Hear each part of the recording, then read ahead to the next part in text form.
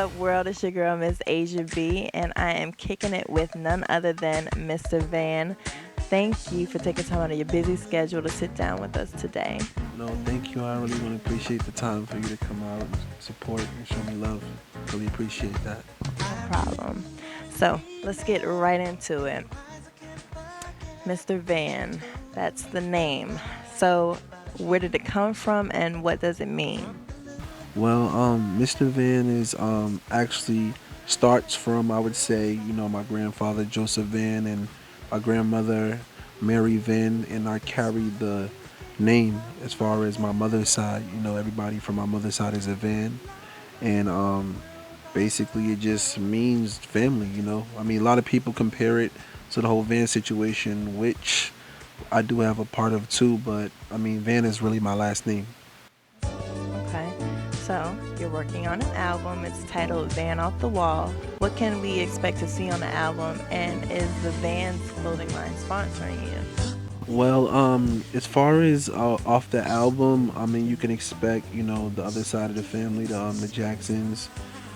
Basically, you can expect, just phenomenal music and just bringing it back to the 80s, like the off the wall era.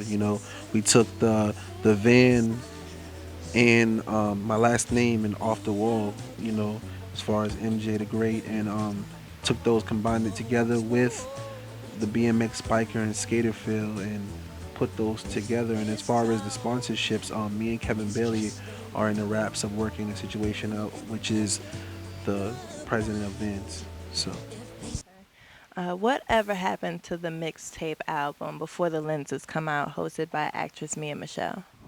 well, I felt like that album was more so of like it was rap, and at the time I was doing mixed albums. I was doing the Van Off the Wall album, and I was doing the mixtape. And to me, I mean, with 10,000 units boxed up, I really don't want to have a single. I don't want people to portray me and water me down in my image as far as, having a mixtape out without releasing a single. So, I mean, it's still going to, show up, and people, it'll probably be the lost mixtapes. And for me, I feel like it was ahead of its time anyway. So, we're going to catch up, with the era of my mixtape. And as soon as the single drops, then, I can put out the mixtape from there. Now, we know that Mr. Van hangs out with a lot of celebrities. I guess what projects are you working on that you just finished and that you're working on others? Um, well, I can say I just finished, Quincy Brown. You guys probably seen his Sweet 16. Probably they know him as Diddy's son. Some people know him as Albie Short's son.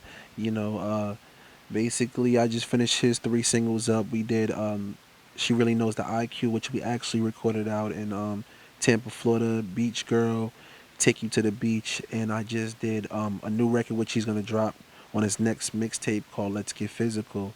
So I mean, I did some things with Quincy. Obviously, you've seen the situation with Owen Marcus and Mariana Marcus. Brandon. I mean, a few others. We have a lot of things that we're working out, but some I can't speak about. But those are some of the names that we actually I just finished up as far as projects. Who are your top five influences in music? Oh, good question. I would have to say, of course, we gotta give number one to MJ. Number two, I'm gonna have to give that one to Stevie Wonder because he painted pictures without seeing. So I gotta give that one definitely Stevie Wonder.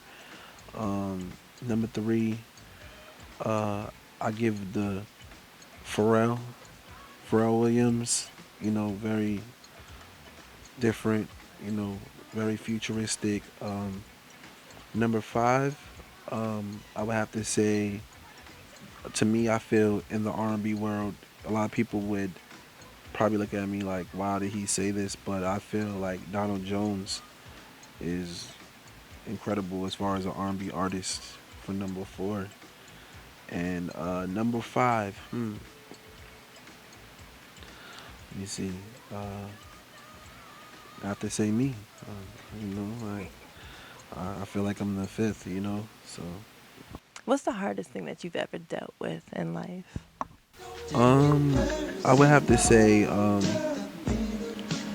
the two things really to share this because I know a lot of people could relate of going through situations and not knowing who their father was to I didn't know my father who my real father was till I was 12 years old.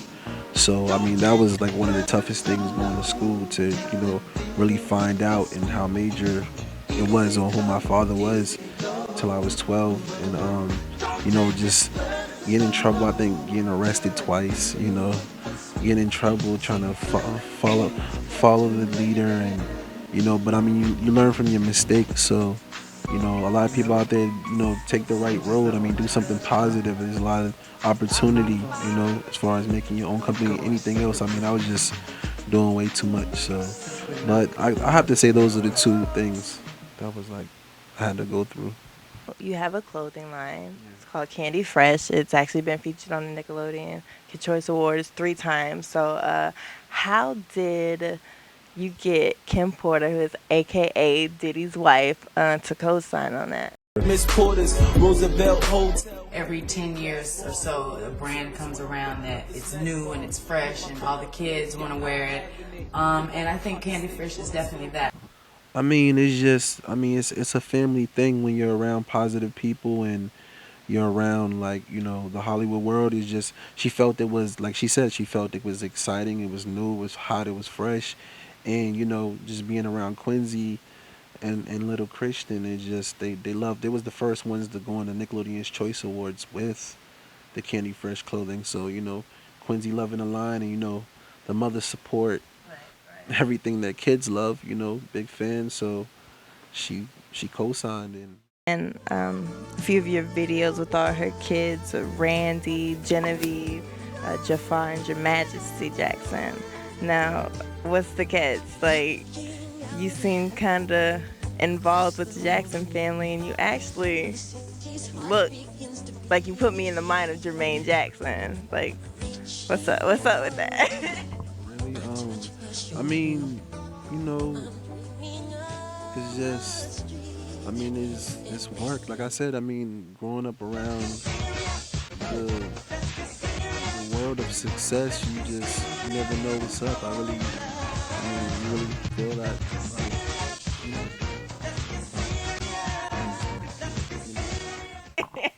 Okay, okay. Now, you work with B. Howard, which everybody online, the paparazzi is saying that's Michael Jackson's son. How did you two link up?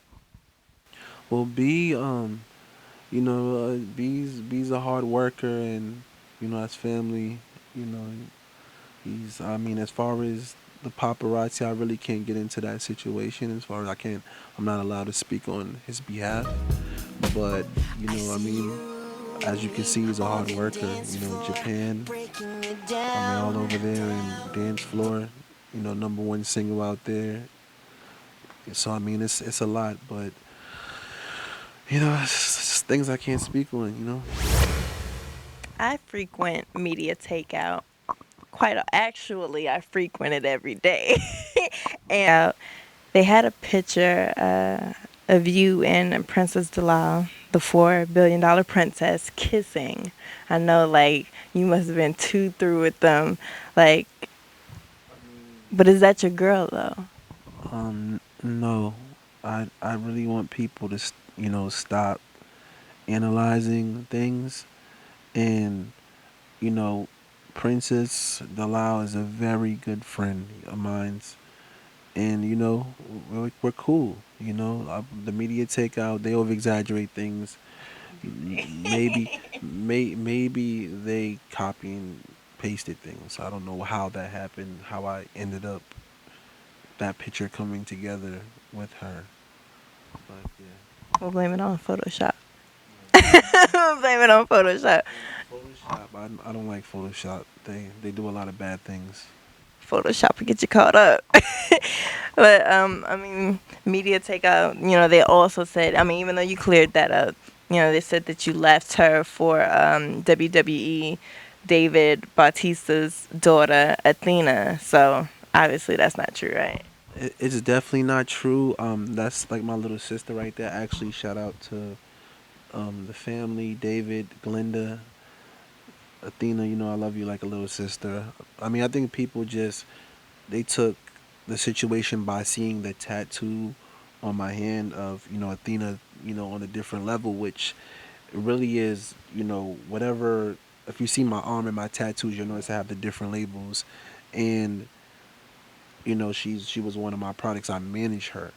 Do you consider yourself to be a legend? And if not, what do you think it'll take to get to that status? Definitely not. I feel like to be a legend, I see a lot of people. I'm not mad at any producers. I'm not mad at any artists, but I feel like in order to be a legend, I feel like you have to take somebody who doesn't have success and actually make them one of the greatest of all times.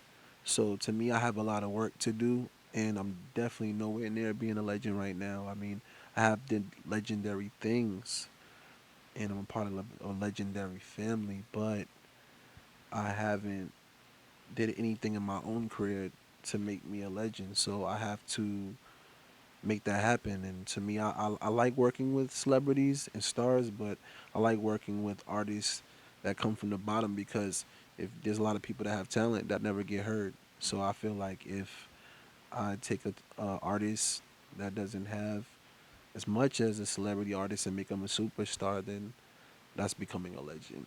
So, what do you think Mr. Van, aka Van Mogul, will bring to the game what others couldn't? I mean, I just feel like talent. If you line the talent, I'm not just gonna follow the entertainment world. I'm going to show people that I don't have to rip my shirt off to get my point across. Well, I mean, we all know that sex sells. So, I mean, that is what it is. But again, I do agree. You should let the talent speak for itself. The first single off the album is titled "White Girls." Yeah, it's coming off of the Man Off the Wall album. Now, let's keep it real. Do you think that you're taking a major risk of losing fans of other colors and races with that one? I believe not because you know when you're a very handsome young man, regardless, the girls are going to adapt to your environment. And to me, I'm not nowhere near racist. I just felt like it was a brilliant song, and I thought about the idea like it's like rocking FUBU. Like when you rock FUBU, for us bias, that's a black clothing line, So why can't I make a white girl song for their anthem? We have ours, our songs. So why can't they have a white girl anthem? And it's like, I like different preferences. Like at the time, maybe I was in the mood that I was actually, you know, into white girls, and it's like another place to put it is like, uh, going to the ice cream shop and picking vanilla over chocolate, So I mean, right now I like vanilla, so. Right. Well, I mean, what can you say after that explanation? Do whatever makes you happy. Do you? But where can we find the single "White Girls" at? White girls will actually be on iTunes in the USA and all seven different countries next month. In September, you'll be able to get white girls everywhere, and the promo is gonna be everywhere. Right now, YouTube is making so many plays, it's thousands. Definitely look forward to seeing what you have to bring to the game. So I wish you all the best of luck and thank you again.